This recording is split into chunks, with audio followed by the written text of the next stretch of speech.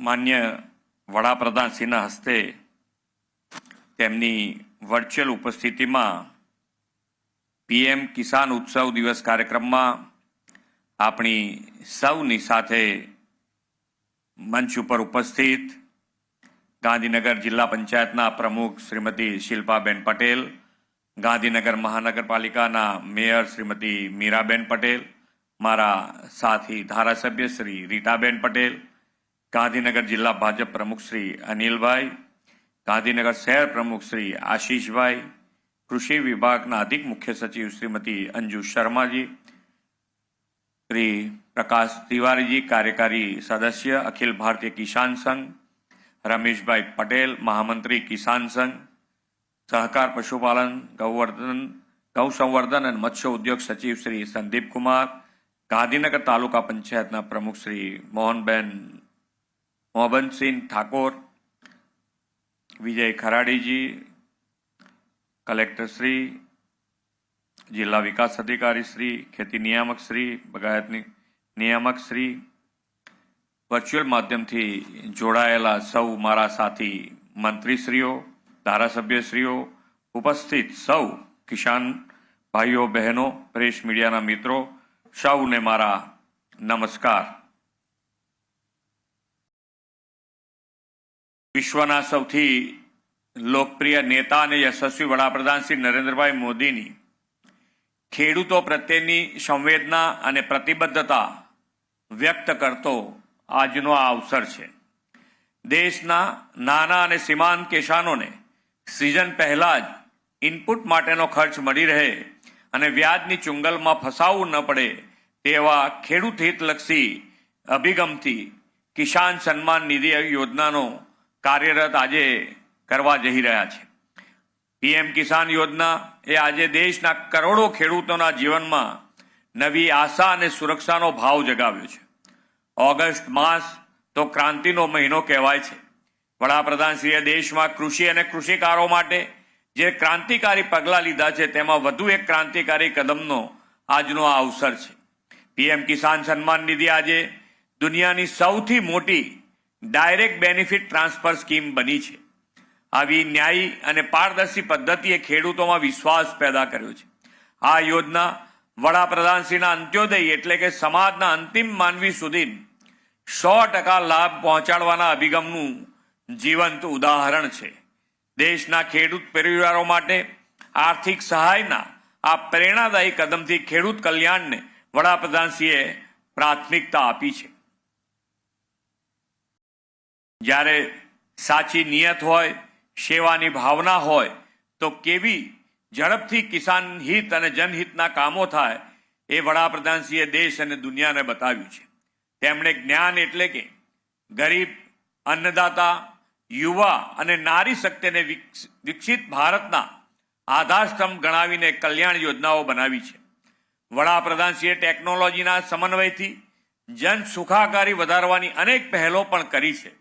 PM Kisan Samman નિધિમાં અત્યાર સુધીમાં 19 સપ્તાહમાં દેશના કરોડો કિસાન પરિવારના બેંક ખાતામાં કરોડો રૂપિયા ડીબીટીથી જમા થયા છે.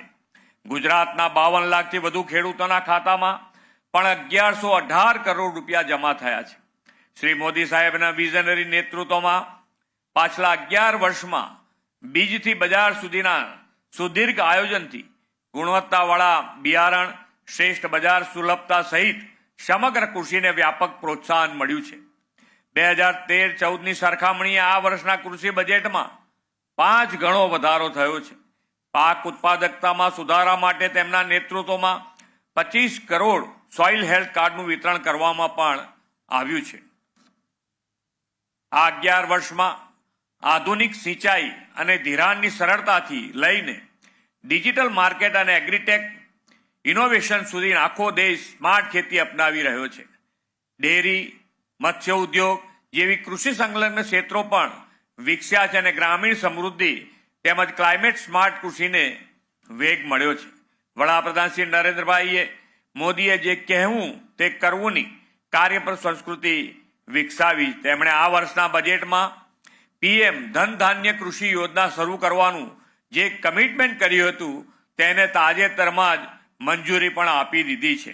આ યોજના અંતર્ગત રાજ્ય સાથે ભાગીદારીમાં દેશભરમાંથી ઓછી પ્રોડક્ટિવિટી વાળા 100 જિલ્લાઓને આવરી લેવાશે. પીએમ ધન ધાન્ય કૃષિ યોજનાથી પ્રોડક્ટિવિટી વધારવા, સિંચાઈ સહિતની સુવિધા વધારવા, ક્રેડિટ ઉપલબ્ધ કરાવવા જેવી સુવિધાઓ દેશના 2.25 કરોડ ખેડૂતોને ફાયદો થવાનો છે.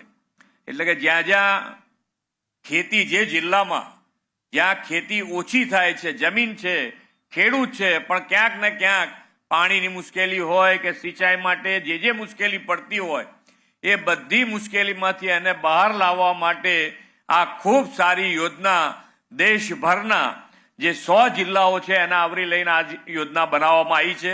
એનો લાભ ખેડૂતોને મળતો થવા જઈ રહ્યો છે. ત્યારે આપણા માટે ખૂબ લાભ, જેને પણ આ યોજનાનો જે જિલ્લાને લાભ મળે એનો પૂરેપૂરો લાભ રાજ્ય સરકાર સાથે લઈ અને ખેડૂત લેશે તો એમની જે જમીન છે એ વધુ ને વધુ પ્રોડક્ટિવિટી કરતી થઈ જાય, એના માટેનો વડાપ્રધાનશ્રીનો પ્રયત્ન, અને એમાં આપણે એ સાકાર કરવા માટે આપણે સૌએ પણ એ પ્રયત્ન કરવો રહ્યો.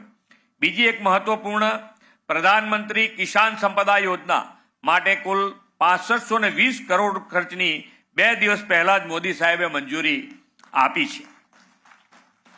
આદરણીય વડાપ્રધાનશ્રીએ 2047માં વિકસિત ભારતના નિર્માણનું લક્ષ્ય રાખ્યું છે. તેમાં પ્રાકૃતિક ખેતીને પણ પ્રાધાન્ય આપ્યું છે. તેમના નેતૃત્વમાં મિલેટ અને પ્રાકૃતિક કૃષિ જેવી પરંપરાગત પદ્ધતિઓને પુનર્જીવિત કરવામાં આવી છે. આપણે પણ આજના સમયની માંગ એવી પ્રાકૃતિક ખેતીને પ્રોત્સાહન આપવા માટે વિવિધ પ્રકલ્પો અને સહાય યોજનાઓ શરૂ કરી છે. પ્રાકૃતિક ખેતીના શિક્ષણ અને સંશોધનને સમર્પિત Gujarat Natural Farming Science University હાલોલમાં શરૂ કરાવી છે. પ્રાકૃતિક ખેતી કરવા ઈચ્છતા ખેડૂતોને પ્રેક્ટિકલ તાલીમ મળે તે માટે મોડેલ ફાર્મ પણ બનાવ્યા છે. પ્રાકૃતિક કૃષિના ઉત્પાદનના વેચાણને પ્રોત્સાહન આપવાની પણ વ્યવસ્થા ઊભી કરી છે. આવા અનેક ખેડૂત હિતલક્ષી આયોજનથી આપણે વિકસિત ગુજરાત માટે વિકસિત ખેતીનું નિર્માણ પણ કરવું છે.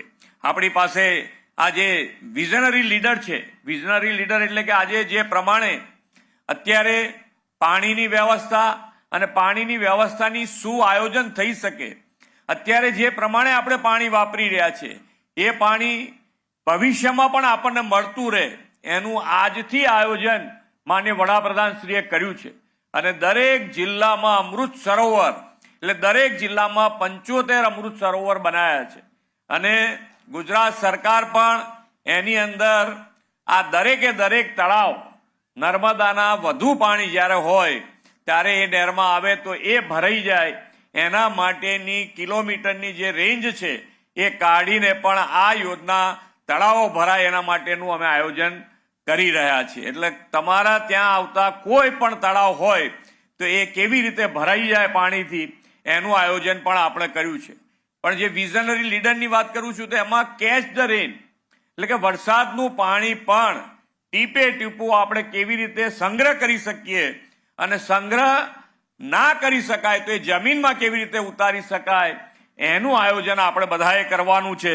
અને એમાં ગુજરાત સરકાર તમારી સાથે છે. તમારે ખર્ચો કરવાનો નથી, પણ તમારે આયોજન કરશો તો અમે દરેક ધારાસભ્યને પણ 50 લાખ રૂપિયા આના માટે આપ્યા છે કે જે તમારા ત્યાં આગળ આ પાણી જમીનમાં ઉતારવા માટેનું આયોજન કરી શકશે. આવા અનેક ખેડૂત હિતલક્ષી આયોજનથી આપણે વિકસિત ગુજરાતથી વિકસિત ખેતીનું નિર્માણ કરવું છે. આપણે સૌ સાથે મળીને વિકસિત ગુજરાતથી વિકસિત ભારતની યાત્રામાં ખેડૂતોને કેન્દ્ર સ્થાને રાખીને આગળ વધીએ એ જ અભ્યર્થના સાથે વિરમું છું. ભારત માતા કી જય, વંદે માતરમ, જય જય ગરવી ગુજરાત.